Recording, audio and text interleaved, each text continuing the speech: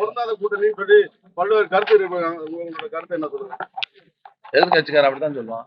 தமிழகத்துல லாக்அப்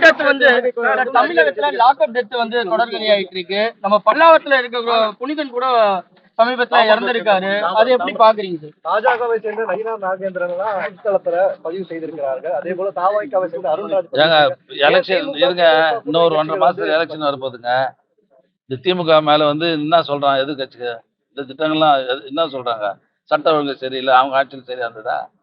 பெண்களுக்கு பாதுகாப்பு இல்லைன்னா எங்க என்ன பாதுகாப்பு இல்லை?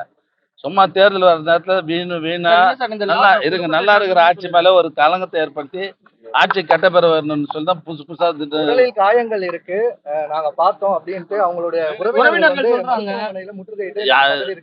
தப்பு நடந்தா யாராக இருந்தாலும் நடவடிக்கை எடுக்கிற முதல்வர் தான் நம்முடைய நல்லா ஆக்டிவா இருந்தவர் பைக்ல ஏத்தி போறாங்க. அவரு ஒரு வார காலத்துக்குள்ள இறந்து போயிடுறாரு. என்ன பண்றது? அதுக்கு நீங்க தான் சார் சொல்லுங்க. உடம்பு சரியில்லைன்னா இறந்து போயிருந்தாங்கன்னா தப்பு யார் பண்ணி நடவடிக்கை எடுக்கிறது? ஆட்சி எடுக்க நடவடிக்கை. செய்திகளை உடனுக்குடன் தெரிந்து கொள்ள கீழ்கண்ட கேபிள் மற்றும் டிடிஹெச் நெட்வொர்க்குகளில் எம்நாடு செய்தி தொலைக்காட்சியை காணுங்கள். பாதகம் செய்பவரை கண்டால் நாம் பயம் கொள்ளலாகாது பாப்பா.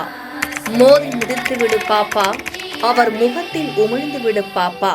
அண்மை செய்திகளை உடனுக்குடன் தெரிந்து கொள்ள இணைந்திருங்கள் எம்நாடு தொலைக்காட்சியுடன்.